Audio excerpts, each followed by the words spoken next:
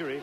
I'm quite sure that Alesi is feeling discomfort from the bumps around the circuit. He is wearing a neck brace, and it just takes a race or two to drive yourself back in. Well, this is the best in-car shot I've ever seen in Formula One. It's the front-mounted camera on Olivier Beretta's LaRousse, and John, I just love that shot. The pictures are the most realistic. It gives the best impression of speed. Remember, it's a single lens camera, wide angle, so you're almost getting the same effect as you would get from within the very narrow window of a full-face helmet. This is as realistic as anybody, I think, has been able to produce so far. First driver to improve this afternoon is Michele Alboreto, who is now in 18th position, and he improved by 6/10, so conditions should be good here this afternoon in Monaco.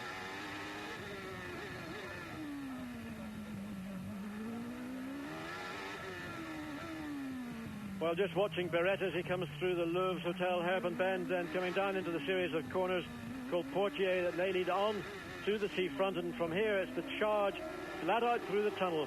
Now the corner in the tunnel, if we get to see it, well, we can't quite from the onboard camera.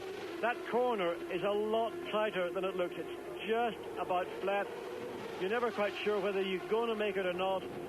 You burst into the sunlight again, and then it's straight onto the brakes, and that's the point of the circuit on Thursday where Carl Wendlinger went out of control and his car slid sideways into the barrier at that chicane.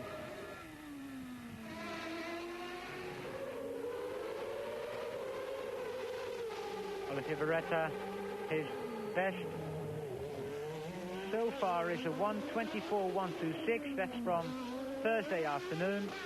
And Beretta, he is not only a Monaco resident, but he's lived here all his life.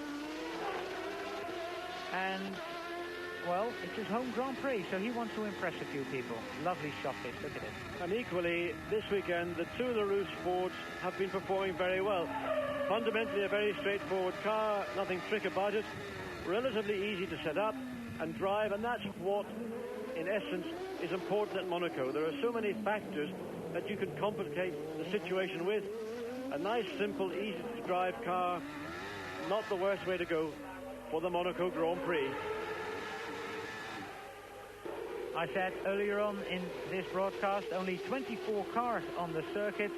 We know Williams and Simtek are only running one car here, but also the Sauber team, after Carl Wendlinger's incident, has withdrawn from the Monaco Grand Prix this year. And Richard, why is that? Allard, the team was deeply moved by the accident that happened to Carl, and the team management decided that the rest of the team, the mechanics and the engineers and so on, were not in the correct emotional state to continue with the Grand Prix weekend, and that's why they've taken the decision to withdraw. Well, a decision by the Sauber team out of respect to the injured Carl Wendlinger, and